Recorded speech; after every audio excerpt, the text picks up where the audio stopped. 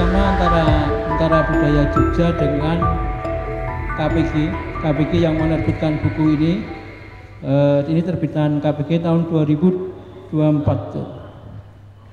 Nah, ini terbitan, ini buku baru.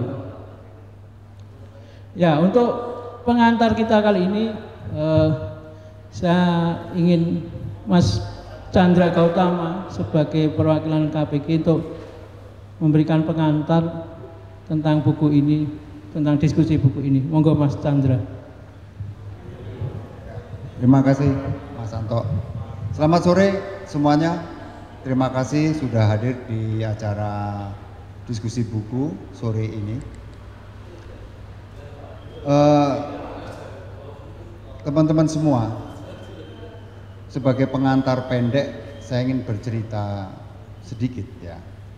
Saya ini termasuk orang yang beruntung, ya. Saya termasuk orang yang beruntung. Saya lahir di kota Kediri, besar di Kediri, sampai SMA di Kediri. Dan Anda tahu kan, Kediri itu kota tua, memiliki peradaban yang sangat panjang. Dan semasa saya SMP barangkali, saya itu sudah biasa. Di sana ada namanya Goa Selomanglen, tempat pertapaan Dewi Trisuci konon. Saya biasa ke candi dekat mau ke arah Pare itu Tegowangi, misalnya di sana. Dan saya juga kebetulan bapak saya itu ada di daerah Kediri, orang tuanya ada daerah namanya Ngurah. Jadi cerita calon arang itu di desa Ngurah yang ada di Kediri itu. Nah, itu saya di Kediri karena memang bapak dari asal Kediri. Nah, ibu saya itu lahir di Tinggal, Borobudur. Jadi di Borobudur. Jadi semasa saya kecil, saya kalau pas liburan puasa itu dari Kediri kami charter mobil lalu ke Borobudur. Jadi saya masa kecil itu sudah tahu pemandangan restorasi Borobudur. Saya tahu bagaimana para bantai-bantai biksu-biksu, biku-biku itu mengambil air suci di daerah di dekat desa Mbah saya yang ada di Borobudur itu, sebelum kemudian di Temanggung. Nah, poin yang ingin saya sampaikan adalah, kalau saya renung-renungkan, secara emosional saya itu lebih dekat dengan Borobudur daripada Kediri. Jadi kalau saya ke Borobudur itu, kalau terhadap Borobudur saya itu ya biasa saja lihatnya. Tapi kalau saya waktu mau melewati Candi Mendut, ada perasaan berdebar-debar. Seperti kawan lama yang membuat saya terharu sejak kecil. Sejak kecil. Tetapi saya tidak memiliki ikatan emosional yang dalam terhadap Goa Selomanglen, lalu kemudian Tegowangi dan sebagainya. Peradaban Kediri saya itu tidak. Nah, ini mungkin yang orang bilang sebagai pengalaman mistik, spiritual, metafisik. Nah, novel yang akan kita terbitkan, yang kita diskusikan hari ini kira-kira akan berbicara salah satunya semacam itu. Itu yang bersifat metafisik atau mystical. Nah, saya mau kembali ke yang lebih real sekarang ini. KPG itu menerbitkan buku-buku arkeologi, buku sejarah dan sebagainya. Itu buku arkeologi itu merana penjualannya. Merana. Siapa mau buku tebel begini tentang Banten, tentang Barus, tentang topi-topi yang ada di candi-candi Jawa Timur, topi tidak ada. Jadi kalau kami terbitkan 1000, ya lakunya itu paling berapa? Tetapi kenapa KPG harus menerbitkan? Tetap harus menerbitkan. Tentu karena ada bantuan dari pihak-pihak lain. Misalkan EVO Prancis, KITLV Belanda. Ya, meskipun secara bisnis sama sekali tidak untung. Bahkan mungkin buntung. Tetapi KPG tetap harus menerbitkan buku semacam itu. Kenapa? Karena KPG sadar sebuah bangsa yang tidak dibimbing pengertian yang mendalam atas sejarah mereka, termasuk di dalamnya arkeologi, nasibnya seperti apa? Nasibnya sebuah bangsa yang tidak dibimbing kebudayaan yang dilatar belakangi sejarah, arkeologi, antropologi, nasibnya seperti apa? Nah itu kenapa KPG. Nah buku kita ini novel yang berlatar belakang arkeologi. Nah poin kedua yang ingin saya sampaikan yang begitu real adalah, kalau saya ditanya, Mas Chandra, apakah benar situs-situs dan sebagainya itu memang susah untuk dijual? Saya bilang Anda salah. Justru arkeologi, sejarah, antropologi adalah bidang yang sangat seksi untuk direspon. Kalau dalam istilah seni rupa, direspon secara kreatif oleh para perupa. Nah ini itu hadir bersama kita Mas Putu Setiwijaya. Dia punya perkumpulan Brol Brutu. Arkeolog amatiran, tetapi dia merespon seluruh situs-situs dalam bentuk seni rupa. Nah, persoalannya adalah ketika arkeologi berdiri sendiri sebagai sebuah disiplin ilmu, dia akan gelagapan. Maka diperlukan kolaborasi dengan lintas ilmu, antropologi, histori dan sebagainya untuk menjadi sebuah ekosistem sebagai narasinya. Itu menjadi sangat penting. Ketika kita bicara soal Candi Mendut misalkan, sebenarnya apa sih Candi Mendut itu apa? Yang tampak hanya batu dan sebagainya. Tapi di balik candi itu tersimpan sejarah yang luar biasa, peradaban, spiritualitas dan sebagainya. Itu pentingnya. Dan itulah yang kemudian dilakukan oleh orang semacam Mas Putu Setiwijaya. Nah, jadi pendek kata saya mau mengatakan bahwa bahan untuk menulis novel, cerita pendek, seni rupa dan sebagainya, sebenarnya kita tidak pernah kekurangan bahan. Saya kasih contoh bagaimana satu novel diterbitkan dalam bahasa Prancis yang sudah kita terjemahkan itu dilatar belakangi Serat Centini oleh itu mertuanya si gitaris itu, ya Eros itu, Elizabeth Nda. Hanya dia ambil beberapa bagian dari Serat Centini, dia ambil lalu dia tulis ulang sebagai sebuah narasi baru, menang di sana. Jadi mudah-mudahan yang hadir di hari ini, apa yang kita diskusikan hari ini bukan sekedar seremoni itu, tapi ada semacam hal yang perlu kita sampaikan. Bagaimana sejarah panjang bangsa kita itu direspon secara kreatif. Kata kuncinya adalah merespon secara kreatif. Dan untuk itu diperlukan semangat untuk lintas ilmu, lintas disiplin ilmu, itu yang kita pentingkan. Kalau buku arkeologi hanya diterbitkan sebagai buku, ya siapa mau membaca? Hanya ada. Yang membaca tentu orang yang ingin membaca. Hal yang semacam berkali-kali saya sampaikan kepada kawan-kawan di yang ngurusi arkeologi itu, Arkenas. sebelum pindah ke BRIN, Mbok kalian itu bikin kompetisi novel atau cerpen yang datang gitu. Mbok kalau perlu Anda itu berkolaborasi dengan para perupa yang banyak begitu untuk merespon itu bagian itu.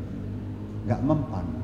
Nah, mudah-mudahan sore ini kita memiliki perspektif yang baru bahwa yang inti dari itu adalah apa yang dilakukan oleh Kris Budiman dengan novel barunya adalah bagian dari upaya merespon tentang sejarah panjang bangsa kita itu yang tersimpan di dalam situs-situs yang ada di tanah air.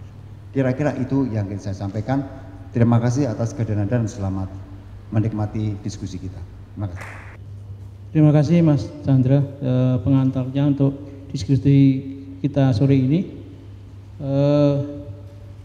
Jadi dalam diskusi kita kali ini nanti ada dua pembahas. Yang pertama Mbak Ida Fitri Astuti, seorang peneliti. Kemudian yang kedua Mas Bambang Prihantono. Ini Mas Bambang ini dosen sosiologi di Universitas Atmajaya Yogyakarta.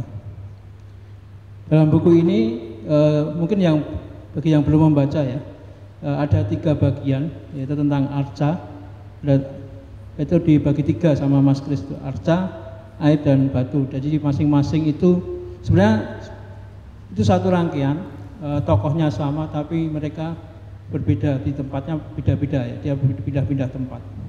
Nah yang menarik kan tempat-tempat itu sebagian tempat-tempat yang bersejarah, jadi tempat-tempat yang memiliki cerita sejarah dan nilai sejarah tersendiri, terutama berkaitan dengan arkeologi. Saya ingin Mas Kris memberi pengantar juga karena mungkin judulnya agak aneh ya. Ini ada beberapa teman mungkin penasaran judulnya kok Hierophani, itu apa arti Hierophani? Mungkin sebelum kita melangkah lebih jauh mendiskusikan buku ini, saya persilahkan ya 5 menit aja tentang arti judul ini. Baik, selamat sore kawan-kawan semua. Makasih Mas Anto. Karena ini ditodong untuk memberi pengantar, tapi juga secara khusus berkaitan dengan judul Hierophani itu saya dapatkan belakangan sebetulnya.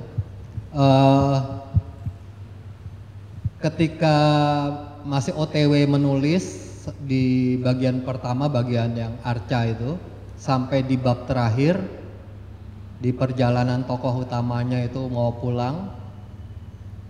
Nah, ketika di bab itu, bab terakhir dari bagian pertama itu, saya baru menemukan konsep Hierophani itu. Hierophani itu mungkin bagi teman-teman yang belajar antropologi, psikologi transpersonal atau sosiologi agama, barangkali sudah tahu ya. Ini dari Mircea Eliade. Dia menggunakan istilah Hierophani untuk menggantikan, dalam tanda petik menggantikan terminologi yang lebih dulu dikenal ya, seperti epifani dan teofani. Sebetulnya juga secara konseptual juga enggak persis sama sih. Cuma kalau kita pahami pengertian dasarnya ya sama, manifestasi dari yang ilahi atau dari yang suci, yang kudus. Jadi kalau di dalam tradisi Kristen itu digunakan terminologi epifani, ya, penampakan Tuhan. Ya, itu kalau nggak salah 12 hari sesudah Natal ya ada perayaan Epifani itu. Ya, jadi terminologi lama Epifani itu bisa kita tinggalkan karena bias Kristen, ya, bias Kristen. Nah, ada satu istilah lagi yang digunakan untuk menggantikan Epifani, yaitu Teofani. Ini problemnya sama juga, bias. Bias apa? Ya bias agama-agama Abrahamik tentu saja. Konsepnya teos, ya itu udah jelas, bias banget. Nah, Mircea Eliade memunculkan terminologi yang pengertiannya hampir mirip dengan itu. Hierophany, pengertian dasarnya sama, manifestasi dari yang kudus, yang suci itu. Tapi karena dia penelitiannya, studi-studinya di masyarakat yang non industrial, komunitas-komunitas etnik, ya, yang kalau di antropologi lama, yang udah jadul banget gitu ya, udah sekarang istilah ini udah nggak dipakai di masyarakat primitif begitu. Tapi istilah primitif udah nggak dipakai lagi ya, udah dibuang. Jadi kita gantikan masyarakat simple society, atau di dalam masyarakat non industrial, atau di dalam komunitas-komunitas etnik tribal begitu, yang tidak ada konsep theos, nggak ada gitu ya di situ. Jadi lalu muncullah hierophany itu. Saya dapat istilah hierophany ini karena waktu dalam proses menulis itu saya sedang lagi demen-demennya baca jurnal-jurnal psikologi transpersonal itu. Jadi psikologi transpersonal itu psikologi yang gitu-gitulah, ngomongin meditasi, ngomongin pengalaman mistik, ini itu gitu ya, macam gitulah, aneh-aneh kayak gitu. Ya, saya dapatnya dari situ, dari ketika menulis di bab terakhir bagian pertama itu yang arca itu, ini dia ya, hierophany. Lalu itu mengalir terus di bagian kedua dan di bagian ketiga. Sebenarnya kalau saya lanjutkan ini bisa menjadi seperti kuliah gitu ya. Konsep hierophany itu lebih operasional sebenarnya untuk alat analisis. Ya, itu yang saya sampaikan juga di bagian ketiga, yang di bagian akhir itu yang batu ya. Karena dia merupakan suatu sistem. Kalau dia merupakan suatu sistem, berarti dia dapat dioperasionalisasikan sebagai alat analisis. Jadi beda dengan epifani dan teofani, yang pengalaman mistik yang embuh begitu ya. Saya kira itu aja lah ya. Lebih dari 5 menit kan. Oke, nanti dilanjutkan nanti aja Mas ya, untuk bahas bukunya sama Mas Kris. Kita akan minta dua pembahas untuk menyampaikan presentasinya. Setelah membaca buku ini, kira-kira apa yang ada di benak para pembahas ini, kemudian nanti kawan-kawan kita masuki diskusi. Tapi lebih dulu saya minta Mbak Ida, mungkin yang Mbak Ida traveler, betul ya? Seorang sering travel, sering berjalan-jalan ya ceritanya. Nah, kira-kira Mbak Ida setelah membaca buku ini, apa yang ada dalam yang menarik untuk dibahas? Silahkan Mbak. Terima kasih. Pertama terima kasih untuk teman-teman di Bentara Budaya Yogyakarta, juga Mas Kris yang mengundang saya untuk berada di sini. Dan mungkin yang saya sampaikan mungkin rada personal gitu ya, subjektif. Mungkin nanti Pak Bambang bisa yang lebih dari sekedar subjektif gitu ya. Di sini saya mungkin akan menyampaikan, bukan sih sebenarnya, cerita aja beberapa situs yang dikunjungi bersama dengan Mas Kris dan juga Bol Brutu. Tadi kelompoknya namanya Bol Brutu, Gerombolan Pemburu Batu, dan beberapa hadir di sini. Terima kasih, senang bertemu lagi. Ada Pak Putu, Pak Rusyad, terus Mas Alim, Mbak Nuninu, Pak Uus, Pak Bambang.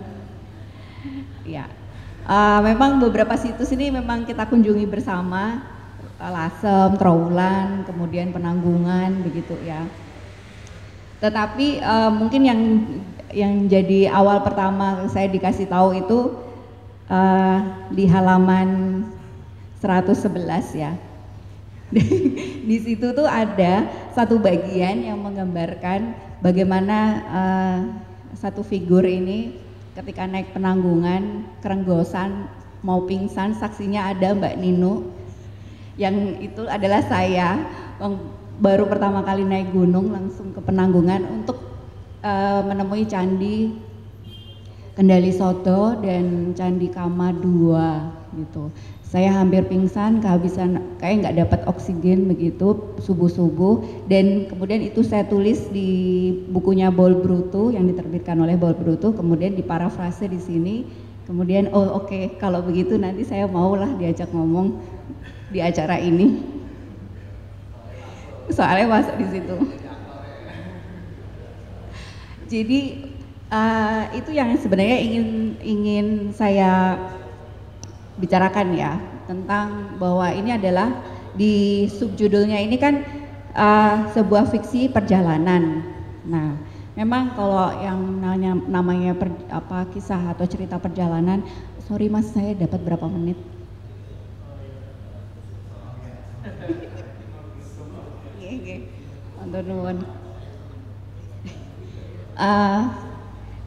Sebuah fiksi perjalanan, di depannya tuh ada fiksi. Kemudian biasa kita kita anggap sebagai kebalikan dari fakta gitu ya, fiksi, non fiksi begitu. Padahal dalam cerita ini kalau saya baca, iya ada fakta karena ada situs-situs yang memang benar-benar ada. Kemudian fiksi juga karena di situ melibatkan emosi, ada bagian-bagian yang merupakan imajinasi dari penulisnya begitu ya. Dan ini kan memang mungkin udah perdebatan lama, udah jadul banget antara fiksi bahwa catatan atau kisah perjalanan itu fiksi atau bukan gitu ya. Tapi kita tidak akan di situ. Saya cuma mau mengkonfirmasi bahwa yang di sini fakta, bahwa saya mau pingsan.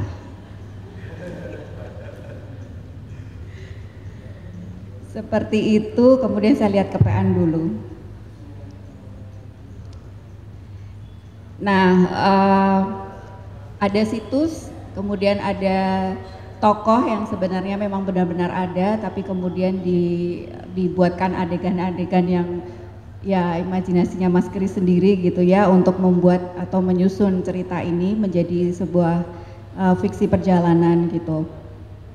Nah, buku ini tidak sekedar buku panduan atau buku arkeologi seperti yang Pak Chandra bilang, karena di situ ada ya tadi ada emosi, tapi kayaknya kurang Mas, kayak kurang gitu loh, kurang dinamis gitu ya. Terus imajinasi jelas ya, itu sesuatu yang memang dikarang sendiri oleh Mas Kris untuk mewujudkan ceritanya sampai dengan selesai begitu ya. Sementara ada fakta-fakta, situs-situs yang kemudian kalau saya yang pernah mengunjungi situs tersebut jadi berpikir, kok bisa ya membayangkan situs-situs seperti itu, padahal yang sama-sama saya kunjungi bareng juga waktunya, kok bisa beda gitu loh, yang ada dalam pikiran Mas Kris dan pikiran saya gitu. Kalau saya mungkin sibuk ini apa gitu ya, tapi Mas Kris sudah jauh, udah bahkan bisa membayangkan, mengimajinasikan itu menjadi sebuah cerita. Nah, buku ini menurut saya interaktif. Ini sebenarnya satu hal yang saya cuma mau nyampaikan, itu satu hal yaitu interaktif, karena buku ini membuat saya untuk merespons gitu ya. Saya cerita sama Mas Kris ketika saya membaca ini, Mas Kris, saya ini loh menemukan artikel-artikel lain yang ada di sini juga gitu. Jadi ini saya bawa, ini bukan promosi tapi di edisi Intisari, ini terbitan Kompas Gramedia juga ya.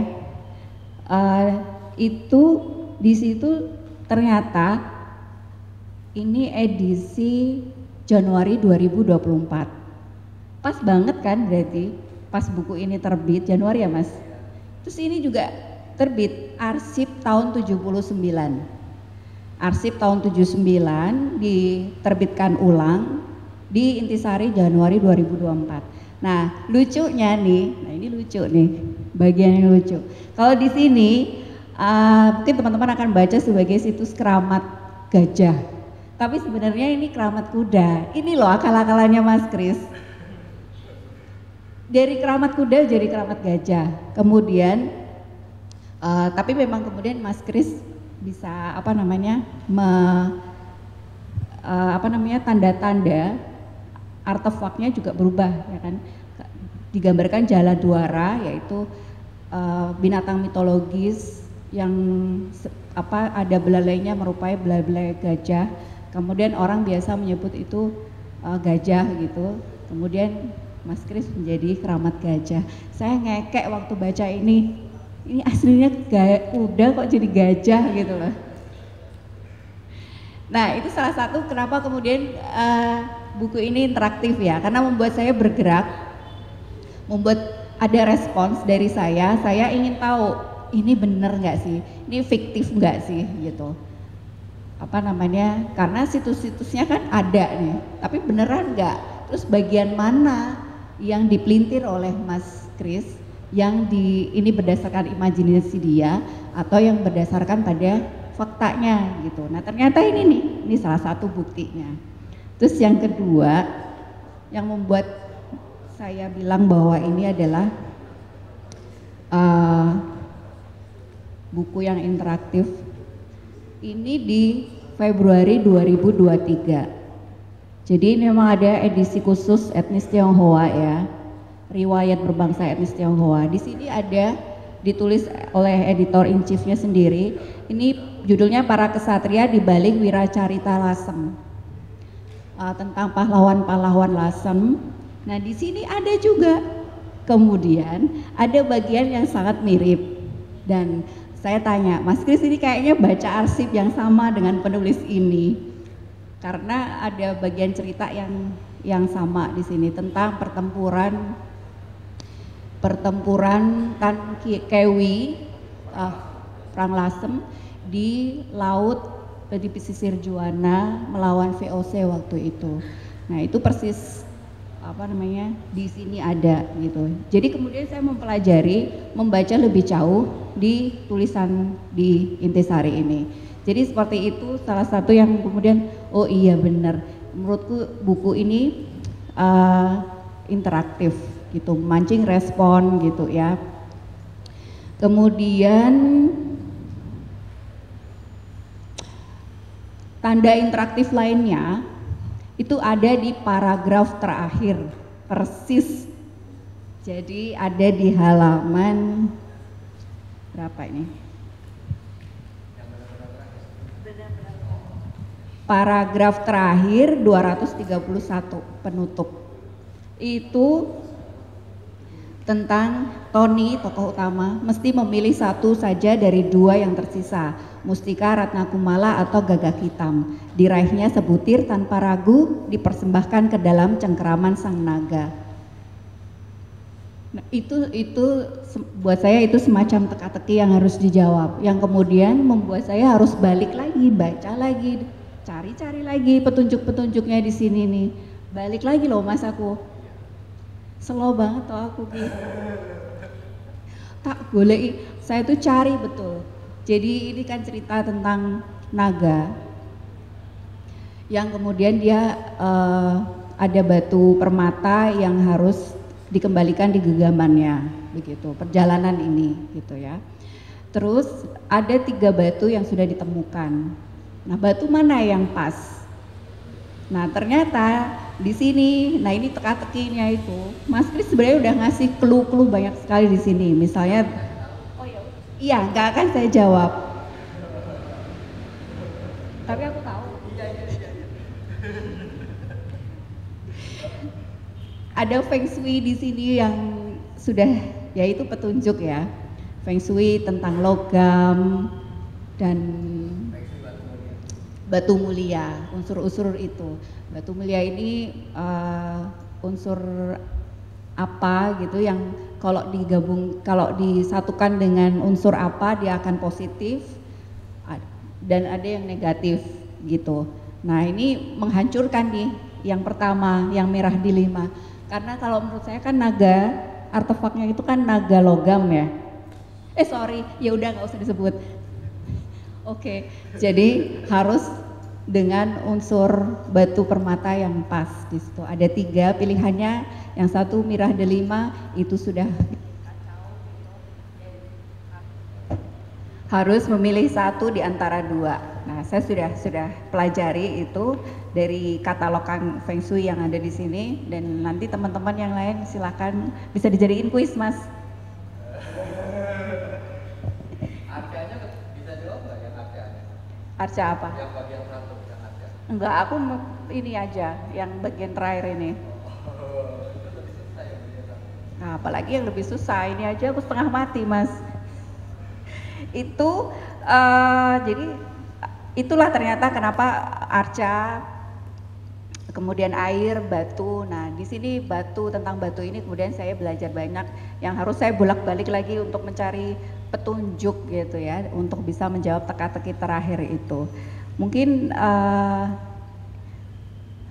saya nggak boleh ini jawabannya biar jadi kuis aja.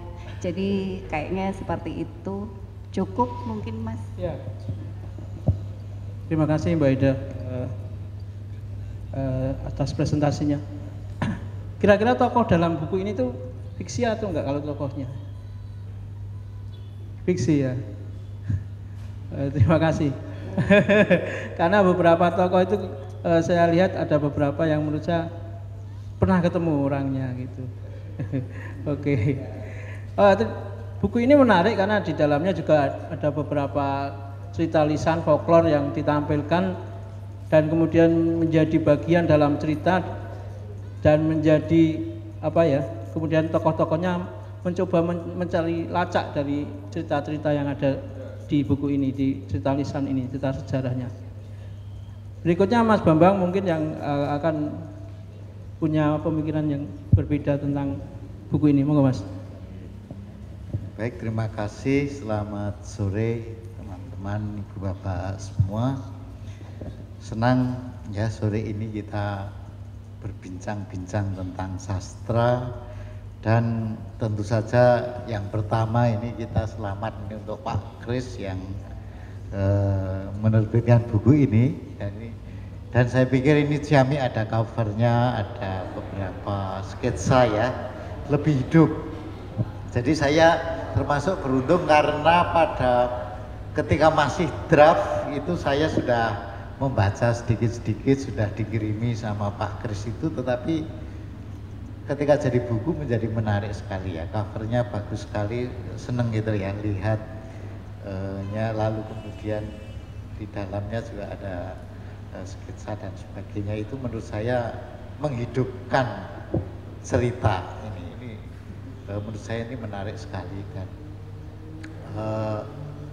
yang kedua ya ini terima kasih juga ini Chandra tadi, mana KPG itu yang biasanya pelit-pelit menerbitkan buku kayak gini itu sekarang mau menerbitkan ya, anggap aja ini CSR-nya KPG ya loh, mosok menerbitkan kok cari untung terus.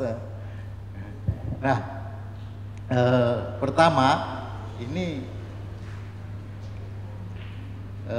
saya membaca dari awal sampai akhir itu menurut saya nanti ini sebetulnya baru sebagian yang kecil ini dari pengetahuan dan pengalamannya Pak Kris ya, karena kalau diajak ngobrol itu ceritanya bisa melebar kemana-mana dan bisa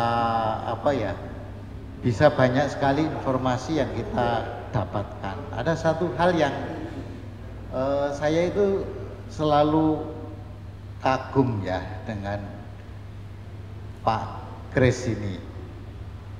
Ini yang pertama itu kita itu pernah ya ke Lasem, ke Semarang gitu sama Pak Kris sama teman-teman yang lain, itu hampir setiap sudut kota, hampir setiap warung dia bisa cerita.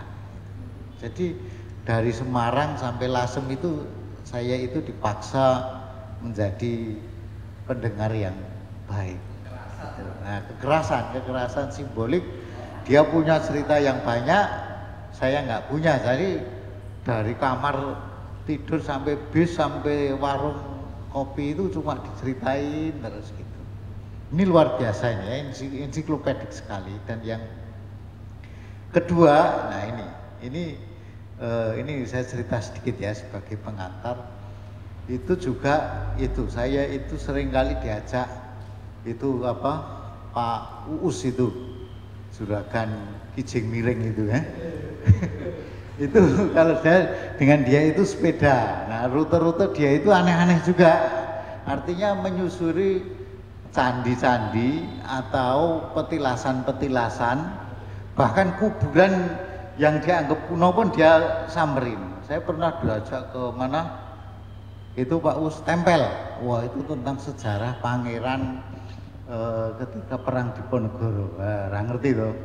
Saya juga nggak tahu karena dia aja yang tahu, dan itu bener atau enggak saya juga nggak tahu.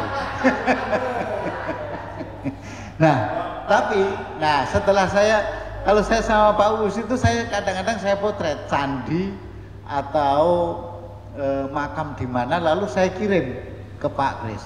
Ya, teka-teki. Ini di mana?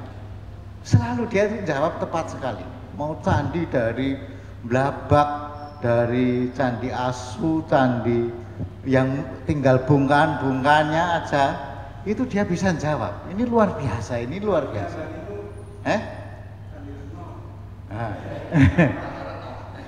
Candi Retno. Ini luar biasa. Artinya pengetahuan, ingatan, dan juga ensiklopediknya itu menurut saya sebagai seorang penulis, ini buku ini adalah saya pikir saripati dari pengalaman dan pengamatannya itu yang luar biasa. Ya. Baik, itu yang pertama tentang cerita itu. Lalu kemudian yang kedua itu saya membaca buku ini. Nah, ini saya harus berterima kasih juga. Saya membacanya dari awal itu, kalau di draft kan tidak ada ini yang endorse ini. Nah, saya membaca yang menarik ini ada dari dua yang kasih endorse ini. Yang satu ini Mas Kiswondo ini. Ini saya bacakan sedikit ya. Seakan saya disuguhi feature petualangan oleh Kris Budiman yang bekerja sebagai kamera person. Dengan mata kameranya, saya diajak berpindah-pindah mengikuti kisah, pergeseran latar dan pembagian babak, kadang maju, kadang flashback, kadang progresif, tiba-tiba regresif, kadang linear, tiba-tiba sirkuler, mengalir dan menyedot saya sebagai pembaca. Narasi yang dijalin dengan deskripsi dipilih oleh dramatika. Ada semacam cerita berbingkai, petualangan mencari arca, tirta, dan 3 mustika. Selisih cerita ekspedisi Cheng Ho, sejarah panjang dan sumbangsih budaya Tionghoa, pembantian Tionghoa oleh pemerintah kolonial, berlanjut ke pemberontakan melawan penjajahan di Lasem, bernas dan realis.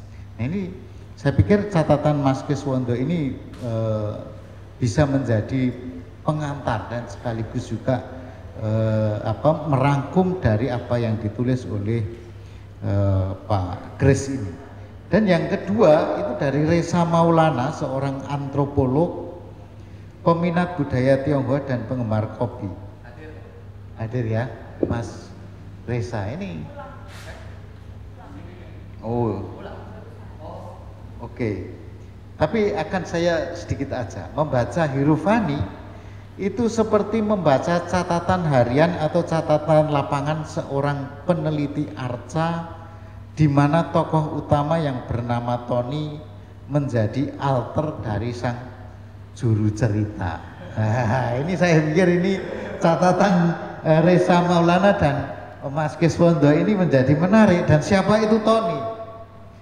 Tony itu dapat kita temui di halaman 183, gitu kan? Jadi ini darah Bali dia terima dari pihak ibunya, sedangkan darah Tionghoa yang mengalir di tubuhnya dari garis ayah pasti sudah bercampur baur sejak entah berapa generasi. leluhurnya bukan dari golongan pedagang. Nah, ya sama ini Pak Kris itu kan bukan dari golongan pedagang. Ya, oh ya, yang sampai sekarang bingung itu kok bisa gitu. Namun dari petani kecil atau buruh tani, Tony terbiasa menghidupi dunia lintas batas, ulang-alik di antara budaya anak muda Jakarta kontemporer dan Betawi, Tionghoa dan Bali, serta sangat familiar dengan budaya Jawa dan Sunda klasik lantaran preferensi akademisnya. Nah ini kan, ini meminjam personifikasi Hildegard itu semacam superkultur metropolitan Indonesia. Nah, ini kira-kira ini sosok kamera person si Tony di dalam menceritakan novel ini. Nah ini saya pikir saya membacanya dari di sini, melacaknya dari sini, sehingga ini saya menemukan juga halaman 193 untuk melihat sebetulnya tulisan dia itu, tulisan Pak Kris itu seperti apa sih? Nah di sini 186 saya pikir ya. Ada ini yang saya pikir, menurut pendapatku bolehlah laporan perjalanan ini kita golongkan sebagai teks etnografis.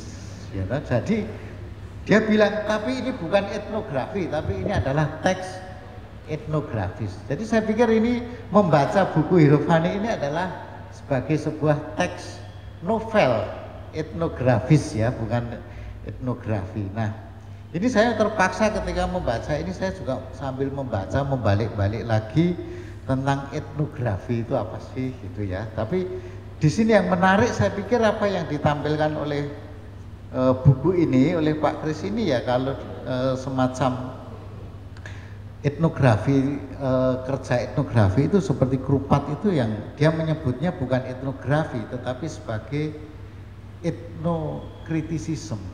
Etnokritisisme di mana antara etnografi, sejarah dan sastra itu diaduk ya menjadi sebuah karya. Jadi ini bukan sekedar catatan, tapi ini adalah sebuah writing culture ya, sebagai semacam karya tersendiri. Karya tersendiri jadi etnografi, meskipun ini teks etnografis, tetapi dia berangkat dari etnografi, dan etnografi yang tidak hanya mencatat, tetapi etnografi itu yang menciptakan, etnografi yang memproduksi sebuah imajinasi. Nah, ya. Nah, saya pikir di sini kita menemukan bagaimana dari arca, air, dan batu, nah, itu menjadi sesuatu yang disucikan, menjadi sesuatu Hirofani ya. Ini tadi yang disebutkan sebagai dia ungkapkan dari Eliade ya, Mircea Eliade, seorang antropolog. Tetapi kalau saya itu menambahi saja, ini saya menemukan sebetulnya ini semacam ya etnografis, hagiografis lah ya, kalau kita meminjam dari Michel de Certeau, yaitu bagaimana etnografi tentang yang disucikan itu adalah tentang imajinasi, tentang representasi, dan juga tentang apropriasi. Dan dari yang disucikan inilah kemudian mengalir menjadi praksis di dalam hidup sehari-hari, di dalam in everyday life. Nah, disinilah saya melihat ya, Pak Kris itu menemukan bagaimana arca, air, dan batu itu menjadi satu jalinan, ya, menjadi sesuatu yang ini yang mungkin kalau kita lihat itu kok kayaknya dunia seringkali yang tadi Mbak Ida tadi kok kalau kita lihat kok ini air, arca, tapi kalau Kris Budiman yang cerita bisa hidup gitu kan. Nah, ini mungkin karena ada imajinasi, ada sejarah yang membingkai dari setiap cerita itu.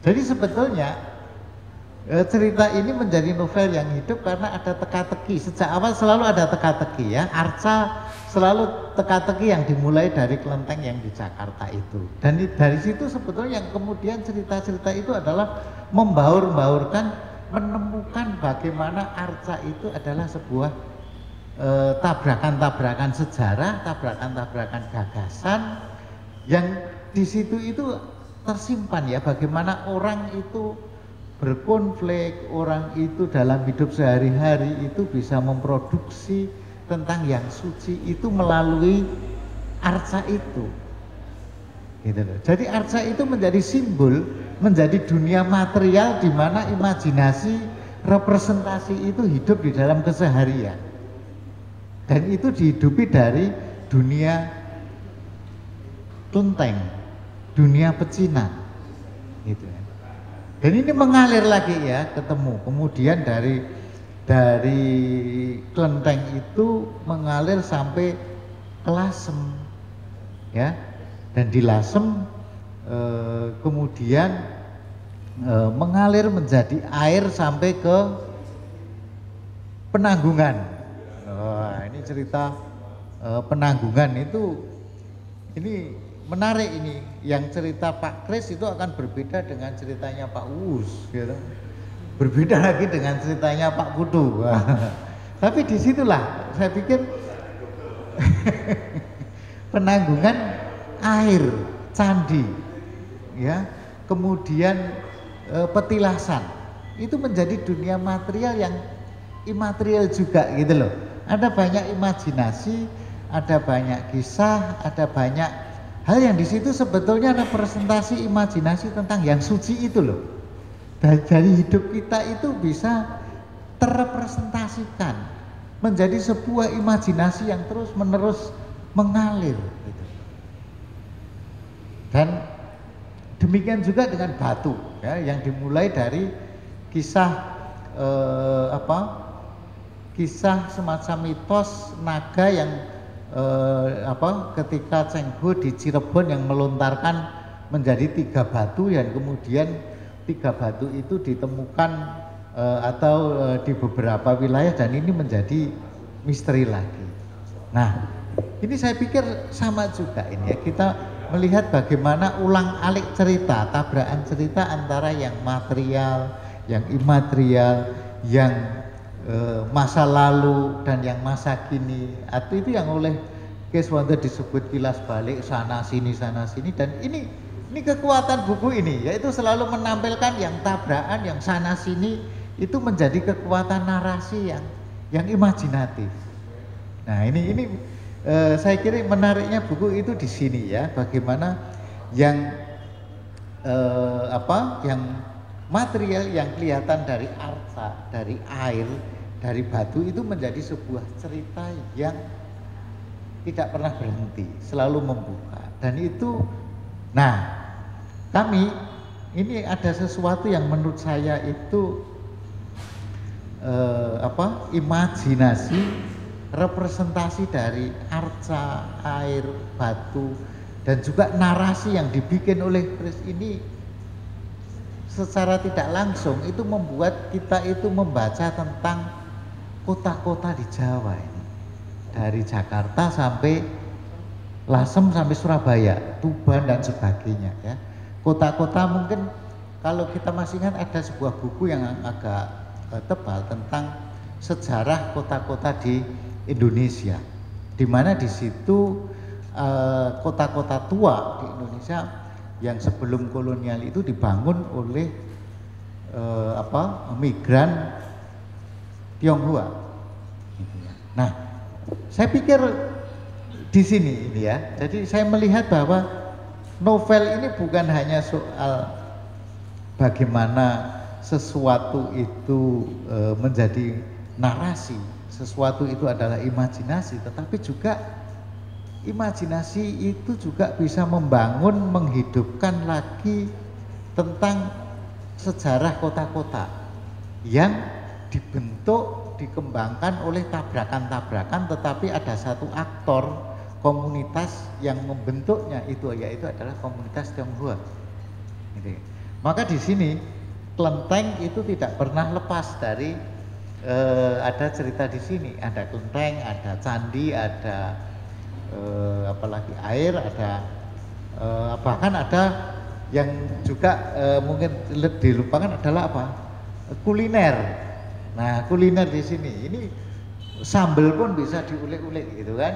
Nah, ini saya pikir setiap hal di situ ada perjumpaan-perjumpaan, ada narasi-narasi yang membentuk bagaimana sejarah kota-kota lawas, kota-kota yang dibentuk oleh migran Tionghoa di Jawa ini. Dan ini mengejutkan menurut saya, karena selama ini kita membaca kota itu adalah membaca biasanya dari tata kota, dari arsitektur, dari manusianya. Nah, ini justru dari yang mati tapi hidup, dari yang material, dari arca, dari batu, dari kelenteng itu. Dan di situ sebetulnya ini ada ruang-ruang spiritual di dalam setiap kota yang itu seringkali kita lupakan ketika kita membaca kota, ya kan? Bahwa di dalam setiap kota itu sebetulnya ada yang disucikan, ada ruang yang disucikan ini ya. Nah, ini saya pikir, tapi ini bukan mengajak kita untuk apa ya, untuk bicara tentang agama, bukan, tetapi ini ada sebuah pengalaman yang mungkin apa ya, mensakralkan yang profan atau memprofankan yang sakral itu dicampur-campur ada di sini. Nah, ini saya pikir yang menarik itu di sini novel ini. Dan novel ini, nah kalau kita tanyakan gitu ya, kenapa kok arca, kenapa kok air, kenapa kok batu? Ini jawabannya saya pikir ini, dia di halaman berapa ini ya, saya menjawab itu.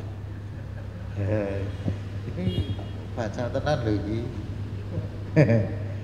Ada ini halaman berapa ini. Tapi saya menemukan ini konsep tentang the numinous yang menakjubkan gitu. Jadi arca, kelenteng, candi, nah itu selalu memberi ketakjuban sendiri, ya kan? Dan ini pernah ini saya masih ingat itu suatu kali Chandra tadi. Oh, kok ngabuburit duluan. Nah, Chandra itu kan orangnya pinginan, ya toh? Itu orang pinginan itu. Jadi kalau kita ngobrol-ngobrol tentang candi, saya cerita gowes kemana gitu sama Pak Uus, lalu dia pengen mau berkunjung juga ke candi. Nah, saya tanya sama Pak Kris, candi yang bagus yang mana ya? Ini ya, Chandra itu mau lihat-lihat. Jawabannya adalah semua candi bagus. Tidak ada yang nggak bagus. Nah, itu karena semua candi bagi dia, saya tanya, itu adalah selalu mau nyimpan sebuah ketakjuban, kekayaan narasi yang luar biasa. Nah, ini jadi saya pikir Pak Kris ini berangkat dari ketakjuban ini, lalu kemudian dia mengurai dan membingkai pengalaman-pengalaman ketakjuban dia itu menjadi sebuah cerita yang mengalir dari Jakarta sampai Surabaya, ulang-alik terus, tetapi sebetulnya ya yang kemudian menjadi titik temu, menjadi jawaban, menjadi sumber itu mana? Lasem gitu nih. Maka Pak Kris itu saya pikir dengan Lasem itu nggak pernah bosan, dah berapa kali dia ke sana. Jatuh cinta dengan Lasem itu nggak tahu ini. Dan ini saya pikir di situ ya sumber mata air spiritual atau kreativitas di situ. Tapi inilah novel ini yang menurut saya menarik, dan sebagai sebuah ciptaan catatan etnografis, novel etnografis, novel ini pun sebetulnya juga membuka lagi terhadap tafsir-tafsir baru, ya, menjadi terbuka pada cerita-cerita yang baru. Gitu. Bahkan saya itu secara usil ini mungkin kalau agen perjalanan wisata itu membaca ini bisa jadi rute baru wisata ini. Karena menarik, ada beberapa hal yang menarik. Ya. Tetapi ada hal-hal yang saya itu cuma membayangkan ya, kadang-kadang ada beberapa cerita ini detail. Ada warung, ada kuliner, ada penanggungan, ada lasem, bahkan sampai pada pertigaan dan sebagainya sangat detail. Nah saya cuma bayangkan, wah ini coba kalau ada visualnya ini kita bisa menjadi lebih kayaknya bisa masuk betul gitu loh ke wilayah itu. Nah, itu saja saya bikin catatannya, Mas Anto, terima kasih. Terima kasih Mas Bambang, tepuk tangan Mas Bambang. Tentang pembacaannya bukunya Mas Kris ini menarik sekali, sangat detail ya, sangat mendalam. Buat Bapak Ibu kawan-kawan ya, mungkin obrolan Mas Bambang dan Mbak Ida ini menarik untuk kita renungkan, itu kita bisa belajar dari pembacaan buku ini. Ini ada titipan sponsor dari KPG. Jadi kalau ketika kita ikut diskusi ini dan kawan-kawan mungkin mau menuliskannya di media sosial, nanti KPG akan membagikan buku kepada 3 kalau di media online itu pencerita nulis di media online. Jadi kawan-kawan bisa menuliskan di media online nanti di Instagram tentang acara hari ini, dan nanti bisa follow atau teks atau mention ke @penerbit KPG, kemudian Bentara Budaya Jogja, Bentara Budaya YK, kemudian Bentara Budaya, dan diunggah pada periode tanggal 19 sampai 24 Maret, jadi masih lama. Nah nanti dipilih oleh pihak KPG, nanti kalau menarik ada 3 orang yang dipilih, dan nanti 3-3-nya akan dapatkan hadiah buku dari KPG. Nah itu hashtagnya ini Instagram Stories, mentionnya ke penerbit KPG, kemudian Bentara Budaya YK dan Bentara Budaya. Instagram, ini Instagram, IG Stories. Gitu. Ya itu tambahan dari pihak KPG, mungkin kawan-kawan bisa mengikuti. Sekarang saya ingin kawan-kawan kalau mau berminat beli buku silakan, nanti bisa kita obrolkan di sini. Tapi sebelumnya saya kira Pak Kris Budiman itu punya banyak kawan untuk jalan-jalan ya. Brutu itu biasanya dengan siapa? Pak Putu biasanya ya. Nah saya ingin Pak Putu mungkin memberi tanggapan, nggak harus berkaitan dengan. Oh ya, mau dikasih clue. Jadi sebelum Pak Putu nanti memberi testimoni, saya kasih tahu dulu, ini ada beberapa peristiwa di buku Hierovani ini yang memang itu perjalanan saya dengan Pak Putu itu yang nampaknya sepele-sepele, kecil-kecil aja. Misalnya kita duduk-duduk di Serambi Kelenteng Babakan, kayak orang hilang, bengong begitu. Pak Putu mau melukis nggak jadi, terus dia duduk-duduk, saya juga duduk-duduk di Serambi Kelenteng Babakan. Terus di Kelenteng Karangturi, Pak Putu, Mahatmanto itu tidur-tiduran di lantai. Itu juga ada di sini, tidur di lantai di Kelenteng Karangturi. Apalagi ya, masih ada lagi perjalanan yang dari Tuban ke Lasem, itu juga apalagi ya, pokoknya ya Penanggungan pasti gitu ya, Penanggungan juga dengan Pak Putu juga. Jadi begitu ya, jadi Pak Putu ini menjadi salah satu model dari apa yang saya ceritakan di Hierovani gitu. Mas Putu? Iya. Maju ke depan aja. Depan sini. Sini aja, di sini aja. Sini. Kene Mas. Oh iya jajar Mas Bambang wae. Terima kasih Pak Kris, terima kasih Anto atas kesempatannya gitu. Saya hanya sopir sebenarnya, sopir dalam perjalanan kemana saja. Tapi sebagai sopir boleh dong berpikir, wah kita juga harus nyuri ilmu kan begitu gitu. Dan akhirnya saya punya kesadaran, aku on the spot aja gitu. Dalam semua perjalanan ketika teman-teman menikmati candi, saya sebagai tukang gambar. Itu yang membuat saya punya pemahaman yang lain, perspektif yang lain lah terhadap perjalanan. Nah, yang menarik, misalnya dalam perjalanan untuk menginap di salah satu candi di Penanggungan gitu. Saya dengan 10 orang untuk 2 hari itu saya harus menghitung roti, menghitung air, menghitung semuanya karena berhubungan dengan nanti hidrasi nggak kita, kekurangan nggak di atas gunung karena tidak ada tempat pertolongan, nggak ada mata airnya di Penanggungan. Nah, banyak hal yang bisa saya pelajari dari perjalanan itu. Nah, salah satu kejadian di Tulungagung ini, buat saya Pak Kris dalam konteks novel ini bisa dia menahan emosinya, seolah-olah novel ini cool gitu. Tapi saya baca novel kok bisa ya Pak Kris, sebenarnya masalah sebenarnya dalam perjalanan itu gitu.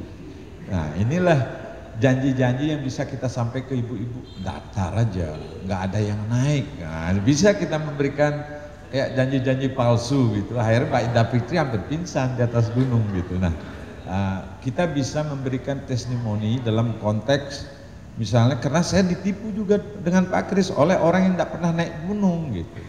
Pak Putu, Pak Kris, tidak usah datar tuh gunungnya gitu, landai. Akhirnya saya naik pakai sandal krok, bayangkan, naik gunung loh ini. Nah karena saya ada dendam, gimana cara menyampaikan ini kepada ibu-ibu, ke Mbak Nino, Mbak Ida Fitri, saya sampaikan, oh aman saya nggak pakai minum kok gitu. Akhirnya ibu-ibu ini pada pingsan di atas. Testimoni ini mengalir karena faktor dari awal kita udah punya niatnya untuk bahwa pengalaman kita juga di alam orang lain. Itu mungkin salah satu poin pertama, bahwa meracuni nyandi adalah candu, kata istilahnya gitu. Nah setelah itu ada poin kedua, bahwa kenapa saya bilang dalam perjalanan itu ada titik-titik kritis gitu. Misalnya saya dalam perjalanan 4 orang ini, Pak Kris, saya dan 2 anak saya. Waktu itu kami di salah satu di Gunung Budak ya, di Candi apa nama Pak Kris? Di Tulungagung. Candi Dadi ya Pak Nino. Nah, dalam perjalanan saya yakin sekali saya nanti anak-anak saya kita berdoa nanti membawalah 8 buah jeruk ya. Nah, jeruk kuning itu di istri saya di mobil menunggu. Ini jeruk nanti berdoa, ini dupa, oke. Saya bawa nih naik. Karena perjalanan tahap awal kita udah merasakan kok ada suara laut ya. Padahal itu nggak ada hubungannya dengan laut. Ini kita berempat mengalami dengan Pak Kris. Karena saya bukan penulis, nggak bisa kita gambarkan. Kok ada suara laut ya?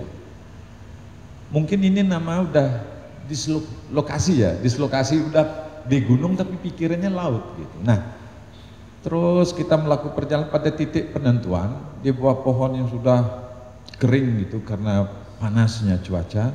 Di situ ada ketegangan antara turun atau naik gitu. Gimana cara merayu anak biar mau melanjutkan perjalanan. Ini kan anak kecil umur 5 tahun ke anak saya waktu itu. Kakaknya tuh 8 tahun, adiknya 4 tahun.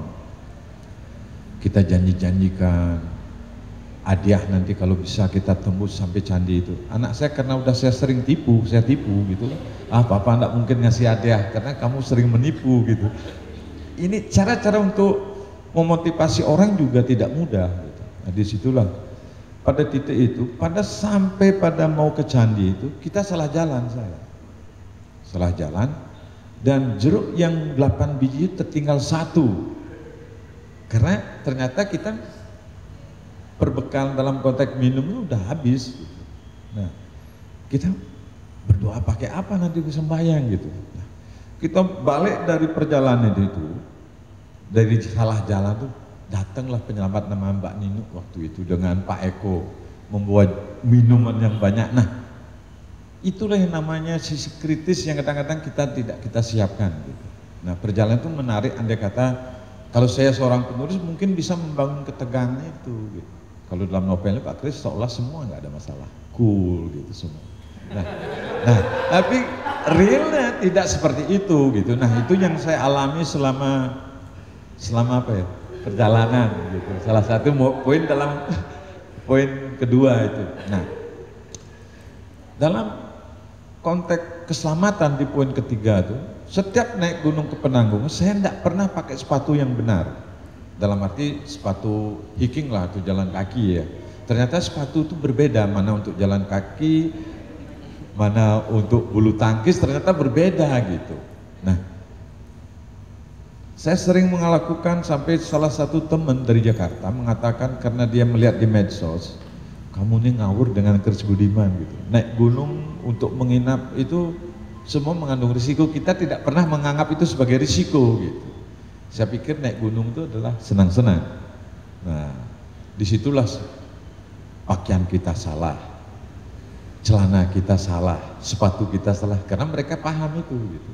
Apalagi Penanggung itu salah satu menurut kita termasuk jalur yang ekstrim gitu, ekstrim dan artistik. Nah, kita pernah tuh naik gunung dengan pesepeda yang kuat nama Pak Us, muntah babak pertama dia udah muntah, 30 menit awal dia udah muntah gitu. Gimana kita nanti yang tidak pernah naik sepeda, bayangkan. Nah itu, dan ternyata gunung itu tidak bisa ditebak misterinya. Pak Us muntah babak pertama, kalau dalam konteks petinju udah KO di ronde pertama itu dihitung 1, 2, 3 gitu. Nah, banyak hal yang menarik gitu. Perjalanan dengan Pak Kris bagi saya kembali lagi kalau ke saya itu untuk pengetahuan saya sendiri. Disitulah saya punya kesadaran dengan teman-teman Bol Brutu dulu, kesadaran untuk on the spot. Tahun 2009 mengawal saya on the spot keliling candi gitu. Kalau nggak salah mungkin Candi Jawa Timur rata-rata udah pernah saya lukis lah, diantar Pak Kris juga. Dalam hal itu Pak Kris yang mengantar saya, banyak hal yang bisa kita pelajari, dan sebagai perupa saya manfaatnya begini, kita harus punya pengalaman yang real, bukan pengalaman imajinasi gitu. Ya, karena saya tukang gambar gitu, karena apapun yang kita dapatkan dari pengalaman itu ternyata sejelek-jeleknya tubuh saya ini dalam konteks, tapi tubuh itu bisa merekam perjalanan itu sebagai bagian dari artistik yang bisa kita terjemahkan di studio salah satu gitu. Selain kita mendapatkan langsung, andai kata ikut on the spot gitu. Nah, pengalaman ketiga ini dalam konteks menyerap ini buat saya penting gitu, karena bagi orang yang memahami, batu pun bisa merekam doa, kayu pun bisa merekam doa, apalagi tubuh kita gitu. Nah, itulah mungkin manfaat saya untuk selama perjalanan ini yang saya anggap sebagai suatu pengalaman yang istimewa, dan yang paling penting adalah membangun persaudaraan. Banyak akhirnya mengenal teman-teman yang lain, karena umur-umur 40 ke atas susah bergaul kan begitu. Bisa kita punya saudara baru, bertemu banyak orang, bisa kita menjadi orang terbuka, tidak eksklusif begitu. Itu mungkin salah satu keuntungan yang saya dapatkan dari segala perjalanan ini. Selamat atas novel Pak Kris. Walaupun itu datar-datar kelihatan Pak emosi, tapi harus dipelajari lebih dalam. Kurang lebih seperti itu. Terima kasih. Selamat untuk novel Pak Kris.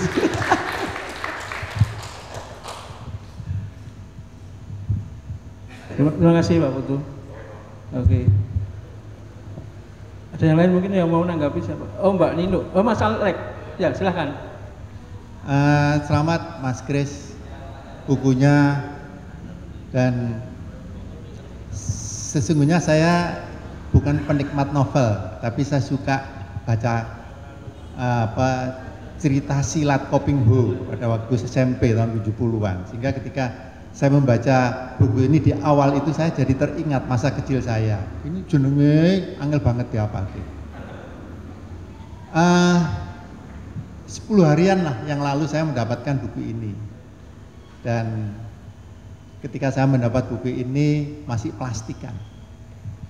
Terus saya tidak langsung membuka. Karena ini buku ini saya yakin ditulis oleh seorang suhu. Saya sering kalau gojekan manggilnya suhu Chris gitu ya. Karena beliau bukan sekedar akademisi atau seorang seniman penulis, tapi juga seorang ahli dalam melihat sesuatu yang tak nampak. Gitu. Jadi ketika buku ini saya terima, ini geng di sebelah sana ini berbahaya. Ini masih plastikan.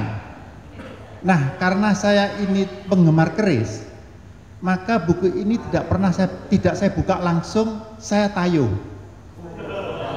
Oh, nggak beli bodoh, nggak kalah ya. Saya tayung. Saya tayung itu biasanya kalau nayo keris itu kan tidur terus di bawah kepala. Nah, ketika ini saya tayung, istri saya ini maknya tidur di sebelah dia juga baca di sebelah saya, tapi bahasa Sunda, jadi saya nggak paham. Yaitu oke bahasa Sunda. Terus dia ngelirik, kok buku ini nggak dibuka, diwaca, ming dituruni wae, gitu. Padahal keris, gitu. Ya nggak apa-apa, saya hanya ingin kalau buku ini cocok untuk saya baca, kan saya buka. 1 minggu rasanya ini kayak angin. Jadi kalau tadi Bli Pudu bilang ada suara laut gitu ya, kalau saya angin gitu. Dan bukaan gitu. Akhirnya saya buka. Jadi ketika buku ini saya buka, kemudian saya mulai membaca. Saya membaca, walaupun saya ini di request sama Mas Kris, wocon halaman semene bah gitu ya. Tapi saya nggak nuruti. Saya tetap moco dari saka ngarep gitu ya. Saya moco saka ngarep. Nah, ketika saya baca di awal, ketika di arca, tidak biasa. Kalau matahari terbit dari timur, maka tenggelam dari barat. Tapi Mas Kris tidak. Berangkat dari barat ke timur dan kembali ke barat. Dari gelap ke terang, terang ke gelap, dan akhirnya berhenti di tengah-tengah, di lasem. Saya tidak tahu pembacaan apa itu. Wih, rotok ngawur iki. Rotok ngawur. Ngono kuwi ta ya. Nah, saya menjadi semakin hormat sama suhu saya ini. Ternyata beliau sangat religius. Novel ini dibuka dengan Dewi Kan Im. Hanya orang-orang yang religius yang akan bercerita di awal novelnya itu tentang sesuatu yang dia hormati, yang dikuduskan. Sehingga kemudian saya menjadi hormat. Oh, ternyata beliau ini walaupun kalau gojekan itu ya unik gitu ya. Seneng gojekan apa di grup sebelah sana itu. Ternyata beliau ini seorang religius. Dewi Kwan Im. Dewi Kwan Im. Nah, ini yang saya kemudian menjadi semakin yakin bahwa Mas Kris ini nggak main-main, gitu ya, nggak main-main.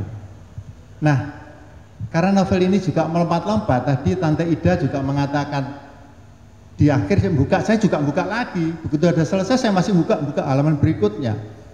Nah, di arca itu kesan saya. Kemudian di air saya banyak mendapatkan pelajaran. Dan saya juga mempunyai pengalaman juga tentang air. Kemudian kalau air itu kemudian digambarkan dalam 3 tingkatan, saya juga setuju. Pada tingkatan yang pertama itu ya tingkatan air biasa lah yang bisa kita minum dan sebagainya. Tingkatan yang kedua, agama saya mengajarkan kalau sholat harus wudu. Maka air itu meningkat derajatnya untuk mensucikan. Nah, di bagian ketiga ini cilaka. Mas Kris itu kalau ke studio saya itu ndang cepet pengen pulang. Karena hawane iki nggak nyaman, nggak enak gitu. Terlalu banyak energi yang kuat di sana. Dan suatu hari ketika saya mau berangkat ke Kalimantan, saya ditelepon oleh anaknya bapak yang suka ngarit. suka ngarit, suket, bilang kalau bapaknya sudah 3 bulan sakit, dibawa dokter aman, nggak ada masalah, dibawa ke orang pinter, katanya diikuti orang tua dari rumah tua. Wah, itu pasti tempat saya. Maka kemudian saya ditelepon. Ketika saya ditelepon, saya berangkat ke Kalimantan hari Senin, saya ditelepon hari Sabtu, hari Minggu saya temui. Datanglah bawa Dek, bapak ke rumah gitu, bawa lah ke studio saya. Ketika ketemu saya cuma iseng aja, saya ambil air, tapi saya masak lah ya. Saya masak, saya dinginkan, agak anget sedikit.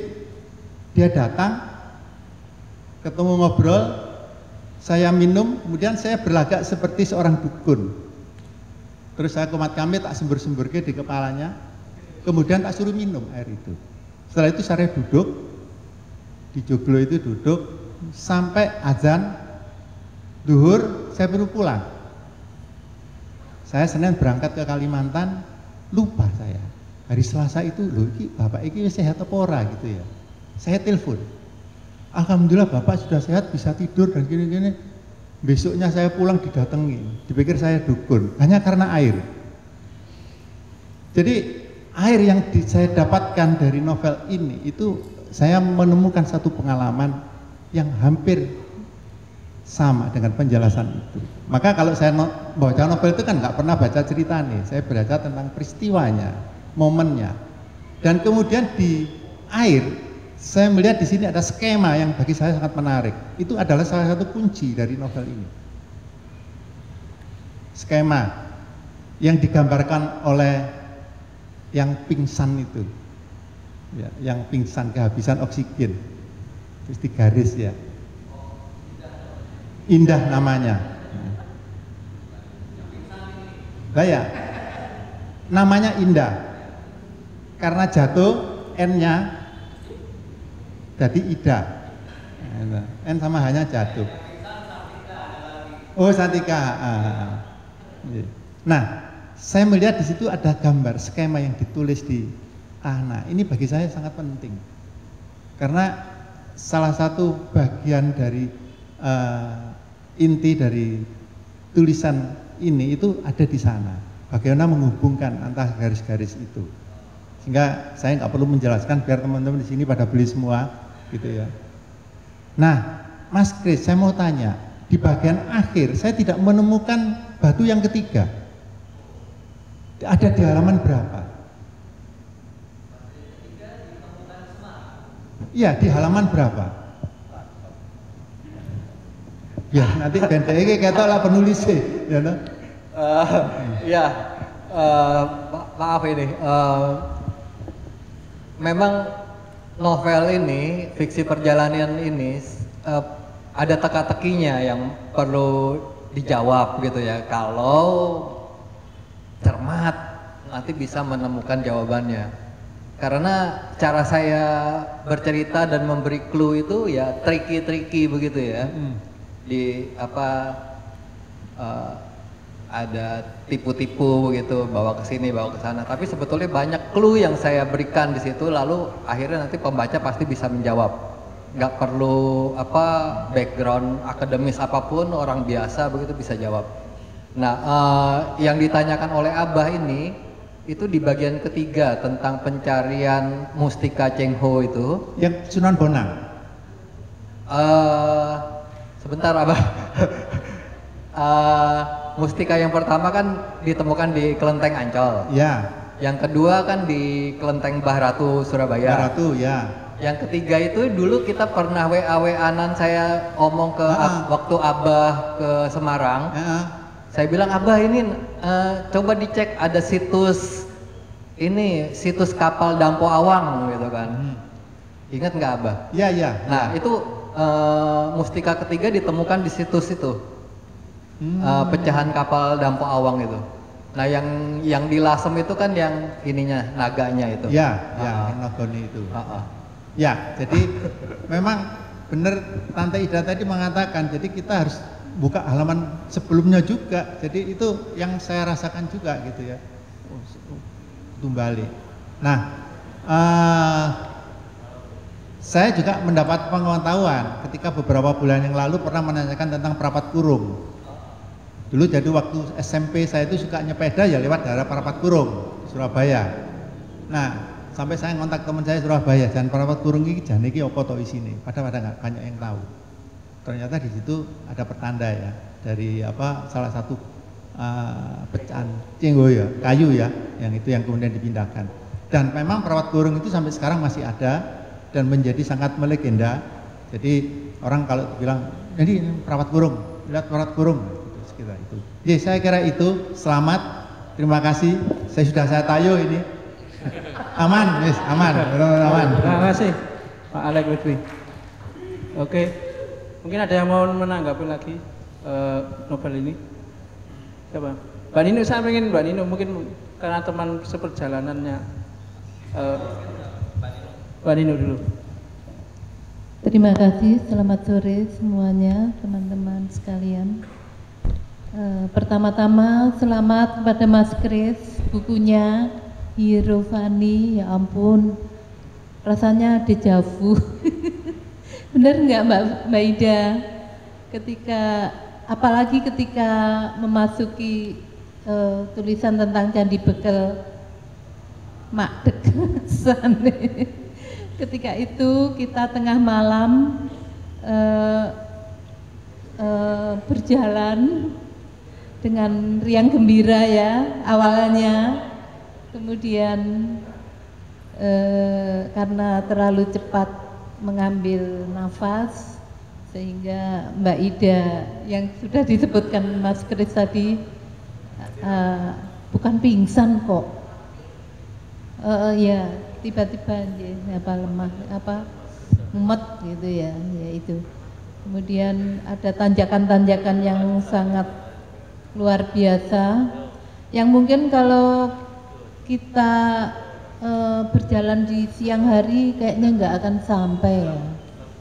Memang sebaiknya kalau ke Kendali Sodo, untuk teman-teman yang penasaran menjelajahi apa yang ditulis Mas Kris, ada baiknya dilakukan tengah malam, mencapai Candi Kendali Sodo pagi dan turun sudah aman. Aman dalam arti kita tinggal mengorbankan bokong kita ya, karena curamnya itu dan tidak ada pegangan kiri kanan, paling aman merosot begitu. Matur nuwun Mas Kris, sudah diingatkan poin-poin itu yang luar biasa. Pak Putu landai. Untuk berikutnya agar teman-teman tertarik, monggo diskusi dengan penulisnya Mas Kris. Selamat Mas Kris. Selamat. Saya bocorkan dulu ya, waktu di Surabaya itu saya membocorkan juga karena ada Pak Bing waktu itu yang jadi moderator, ada Obet segala macam. Mereka ini menjadi model bagi saya. Mas Kiswondo ini, Pak Kiswondo ini jadi model juga yang berperan sebagai paranormal. Jadi waktu saya menggambarkan peristiwa-peristiwa yang ada paranormalnya itu yang di bagian 3, Mas Kiswondo itu jadi model visualnya gitu ya. Monggo. Selamat sore teman-teman. Sebenarnya saya sudah cukup dengan quote pendek itu ya untuk memberi komentar pada novelnya Mas Kris. Saya lebih ingin mendengarkan komentar teman-teman yang lain. Tapi paling tidak satu hal yang ingin saya sampaikan, latar sosial kehadiran etnis Tionghoa di Indonesia, kemudian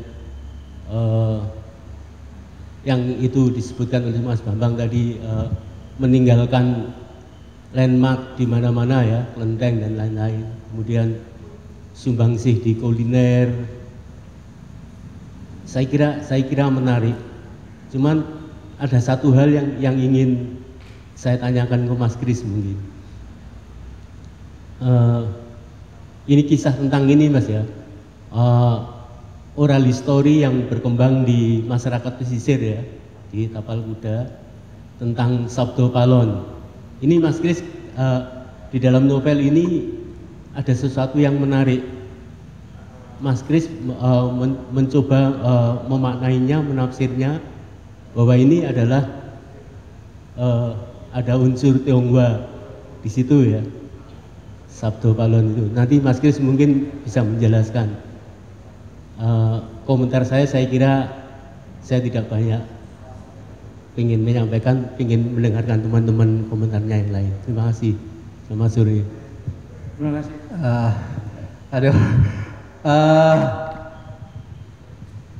Novel yang menggunakan ini kerangka konfigurasi ruang dan waktu yang terkait dengan Sabdo Palon itu sebetulnya novelnya Pak Bre Redana yang Majapahit Milenia itu.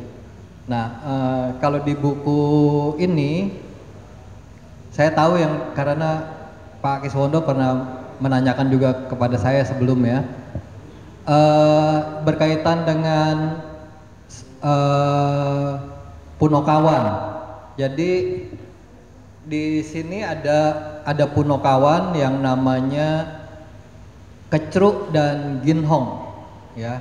Namanya Ginhong, ya bisa dikira-kira, bayangin sendiri, Ginhong gitu ya. Lalu ada Nawang-i. Nawang-i itu tokoh pendeta Buddha. Rujukan saya itu dari Babat Lasem atau dari Carita Sejarah Lasem. Jadi Empu Santibodro itu punya Punokawan. Ya, Punokawannya itu Kecruk dan Ginhong. Nah, tafsir yang selama ini saya baca, Kecruk itu ya Petro gitu ya, Ginhong itu Bagong. Nah, Pandita Nawang-i itu yang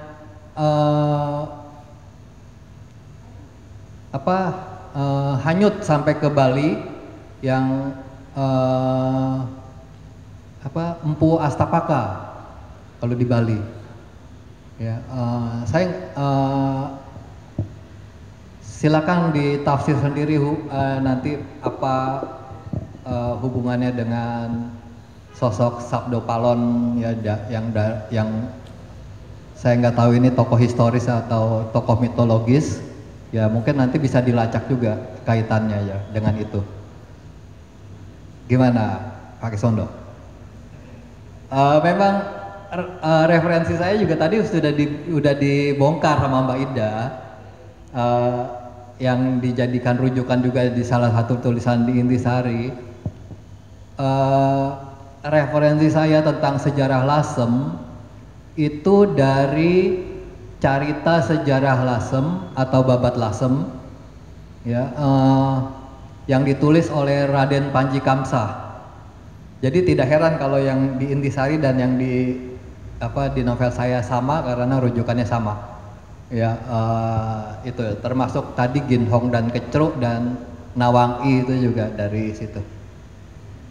Selamat untuk Kris Budiman atas terbitnya novel ini. Sama KPG juga sebetulnya selamat ya, masih selamat karena ini menurut saya bersejarah.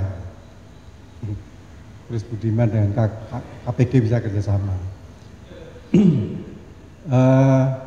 Tahun ini sejarah KPG lagi. Kalau mau ingat ngomong soal air itu tahun 80-an akhir atau apa itu ada novel, kumpulan novel Tepi Air judulnya. Bahasa Cilone apa? Suwilan. Tepi Air ya.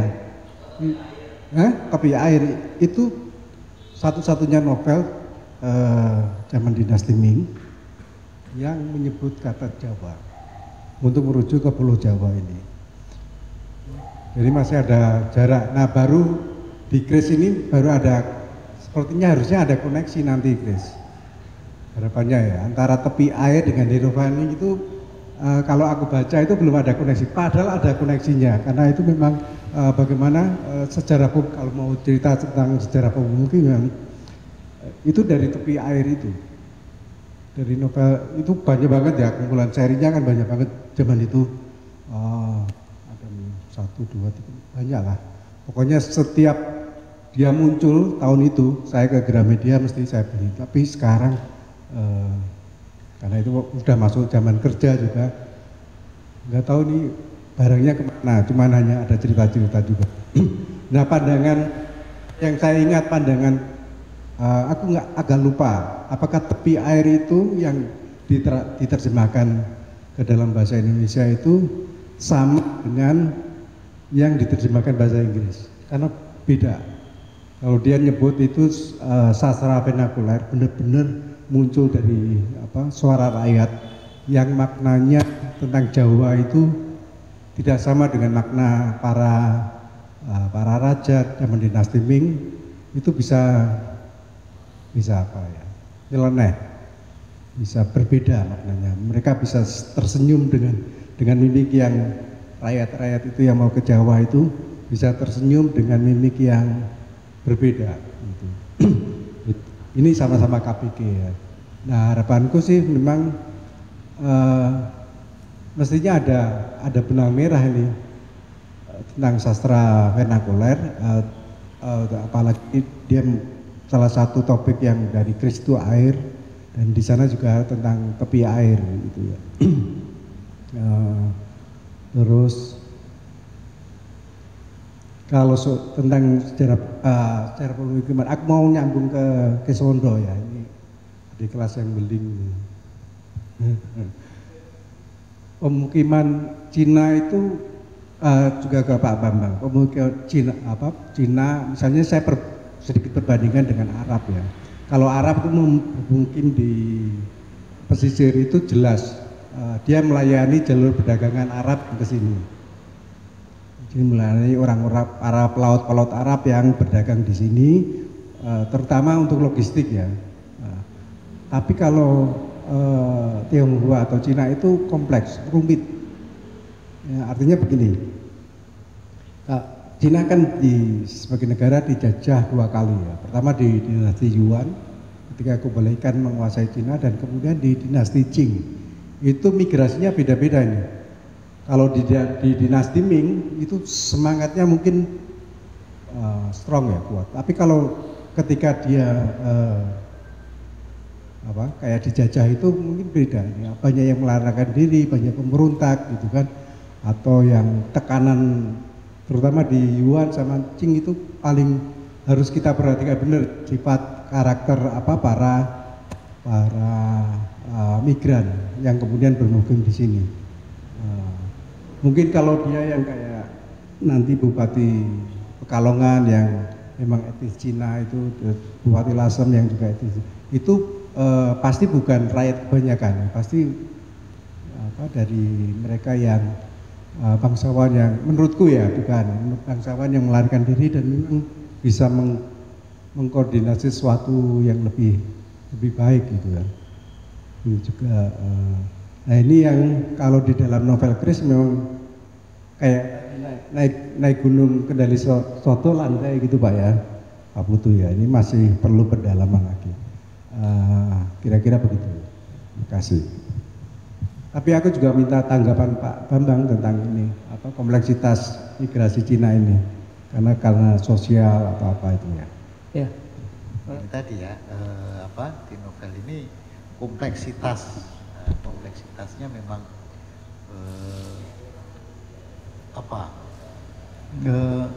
ya tidak terlalu jelas ya, tetapi ada karena dari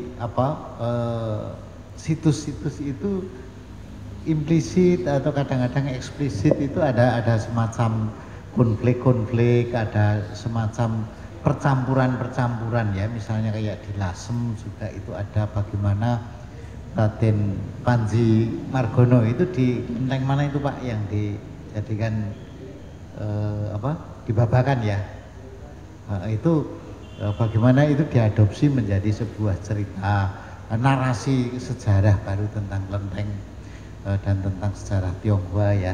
Dan tapi memang di sini kan kita tidak bisa menemukan bahwa jalur yang mengalir itu kan dari berbagai macam migran-migran Tionghoa yang dari mana saja bertemunya, menghasilkan konflik-konflik seperti apa, memang di sini tidak ada ya. Tetapi menurut saya ya nggak masalah juga, karena memang ini mau melihat perjalanan sejarah melalui titik-titik ya, melalui titik-titik yang kita sebut sebagai arca, sebut air dan batu, ini sebagai sebuah narasi-narasi tentang ya dibalik sebuah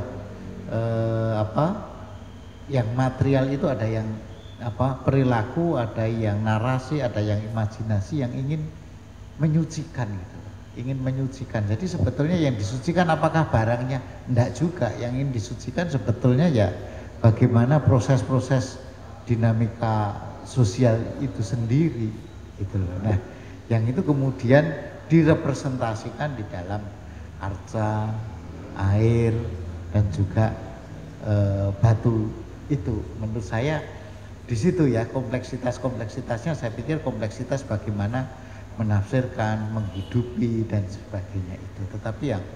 Tapi disitulah sebetulnya kalau kita lihat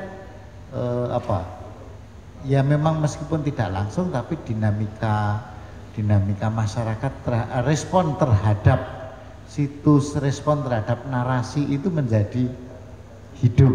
Nah, apa yang tadi disampaikan oleh Mas Kriswanto kan sebetulnya ada kegelisahan itu juga, bagaimana sebuah cerita Sabdo Palon yang di dalam cerita ini adalah pendamping dari Ki Santri Badra ya, itu ternyata menjadi cerita yang sangat populer, sangat menjadi folklore di daerah pesisir gitu. Bahkan mungkin kisah-kisah perjuangan atau nama-nama dari kota-kota itu pun menjadi sebuah representasi dari dinamika dari kompleksitas relasi itu. Tetapi saya pikir novel ini adalah bagaimana tabrakan dan kompleksitas itu dijalin menjadi sesuatu yang mungkin tidak bergejolak tadi, tetapi menjadi sebuah keindahan jalinan gitu ya, jalinan cerita gitu ya. Bukan jalinan konflik yang keras gitu.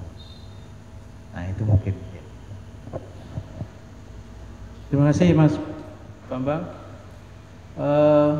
Masih ada lagi nggak yang mau menanggapi? Oh, Mas Salim, monggo. Ya, terima kasih. Saya ingin bertanya kepada Mas Kris Budiman dan lainnya tentang novel ini. Saya melihat seperti ada korelasi atau kesamaan, ada beberapa mungkin cerita, novel atau tulisan yang ditulis berdasarkan perjalanan gitu ya. Misalkan pada karya-karya sastra mungkin tempo dulu, misalkan seperti perjalanan-perjalanan para empu ya, para empu melakukan perjalanan dari suatu tempat ke tempat yang lainnya, atau mungkin tirtayatra seperti itu ya. Jadi suatu perjalanan satu ke tempat lainnya, di mana dia ingin menghubungkan dirinya dengan alam dan juga yang maha kuasa, sehingga mencapai sebuah alam atau alam kalangon, itu kalangwan itu ya. Di sini berarti ada banyak sekali misalkan kemudian yang cerita-cerita perjalanan itu justru menjadi bersifat spiritual ya. Jadi kita melihat seperti Serat Centini juga ada aspek perjalanan di mana banyak sekali dia bertemu dengan berbagai macam budaya, kultur, religi yang yang digabungkan terus menjadi unsur-unsur religi. Juga seperti perjalanan misalkan cerita-cerita Nawaruci, Dewa Ruci juga bersifat spiritual seperti itu. Nah di sini lagi saya melihat ini kembali lagi bahwa rangkaian-rangkaian perjalanan ini menjadi kemudian bukan hanya sebuah perjalanan ke sebuah tempat atau sebuah situs atau sebuah sisa-sisa dari masa lalu, tapi ini ada unsur-unsur spirit di situ ya, spiritual. Nah ini bagaimana sih ketika seorang Kris Budiman atau yang lainnya ketika melihat sebuah titik ini bahwa tentang sebuah perjalanan dan nilai-nilai spiritual, karena banyak sekali misalkan hal-hal yang berhubungan gitu loh. Bahkan kayak perjalanan Nabi pun misalnya Isra Mi'raj dalam Islam juga sebuah perjalanan yang juga bersifat spiritual. Saya ingin itu aja. Lalu yang kedua tentang kepada Mas Kris Budiman tentang saya melihat tentang seberapa pentingkah misalkan tokoh-tokoh atau seorang nilai-nilai spiritual seorang perempuan, misalkan tadi disinggung dalam sebuah sejarah ya atau sebuah kebudayaan.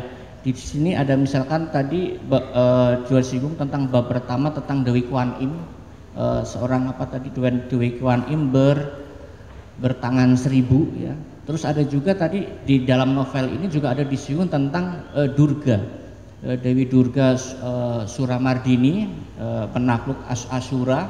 Itu juga ada lambang-lambang spiritual tentang seorang perempuan atau kekuatan perempuan dalam sebuah kebudayaan yang mungkin timbul tenggelam dalam sebuah sejarah. Dan ini bagaimana Mas Kris Budiman melihat ini dalam rangkaian perjalanan ini?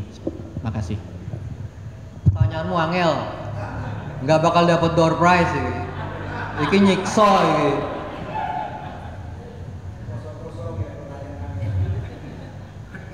Nggak fun sama sekali pertanyaannya.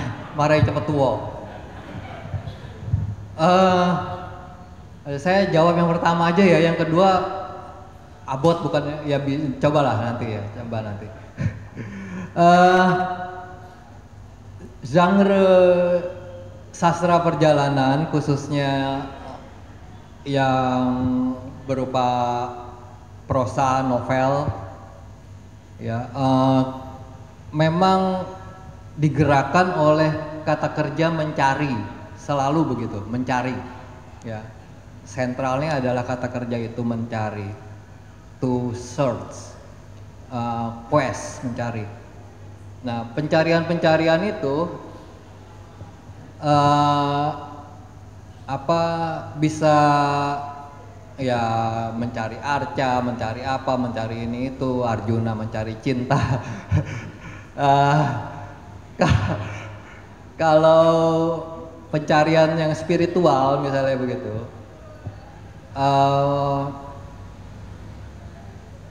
pasti baca, masih ingat gak ya Mas Alim ya, novel saya yang pertama Lumbini itu ya, lalu kalau yang sekarang ini saya kira memang ada dimensi-dimensi yang seperti itu juga.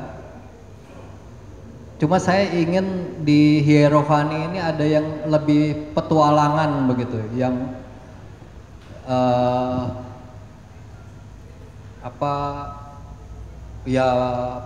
ya petualangan yang ada misterinya, ada sesuatu yang enigmatik begitu, yang secara fisik juga jatuh bangun begitu.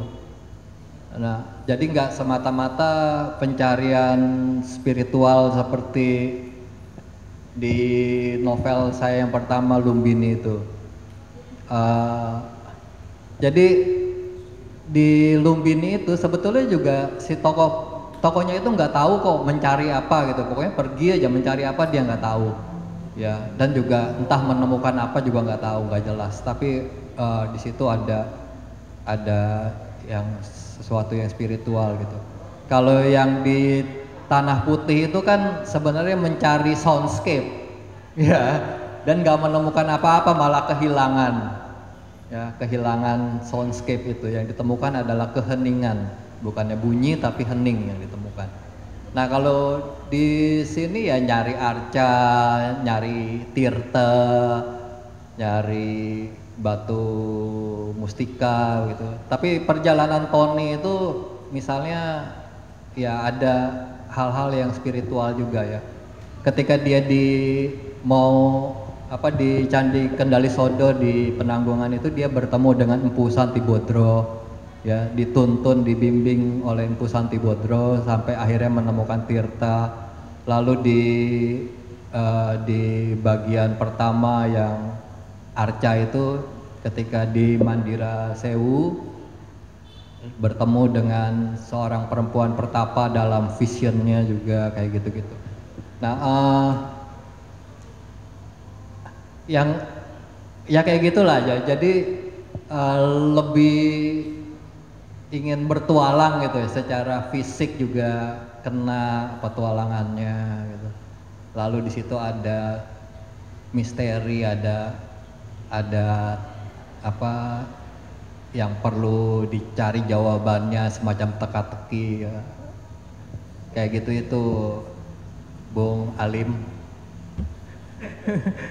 Oke, Mas Bambang menanggapi nggak? Ya. Sebetulnya mungkin yang ditanyakan Mas Salim itu mungkin ini bisa dibaca ini halaman 138 ini, saya pikir mungkin di situ ya apa ya, ini semacam ini dia menyebut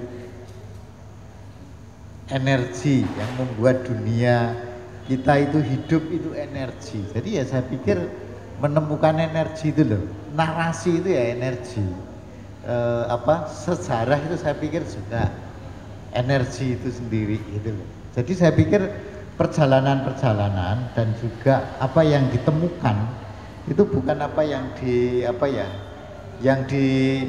sudah dicita-citakan saya pikir, tetapi perjalanan itu sendiri sudah merupakan sebuah energi gitu ya. Dan ini mungkin persis yang ini kalau kita baca ada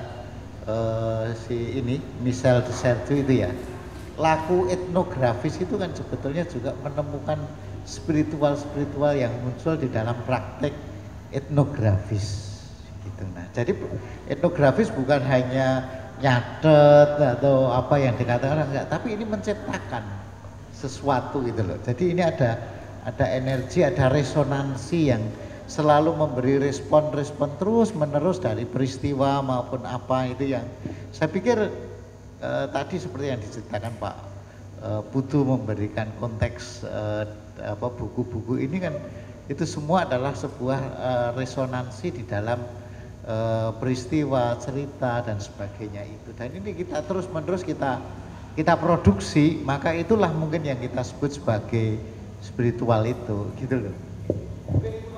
Ya, terima kasih. Saya kira cukup untuk diskusi buku kita hari ini. Bagi kawan-kawan yang mungkin penasaran dengan apa yang dikatakan oleh Mas Bambang sama Mbak Ida, mungkin bisa membeli buku di sebelah sana. Ini buku yang sangat menarik. Anda bisa bukan hanya berbicara fiksi, tapi ini berbicara tentang sejarah folklore juga termasuknya di sana. Oke, saya akhiri hari ini. Di sana ada takjil sama minuman ya. Nanti mungkin kawan-kawan yang buka puasa silahkan menikmati. Matur nuwun atas kehadiran kawan-kawan semua. Udah Mas, sudah betul nih 17.52. Iya, bahaya. Terima kasih.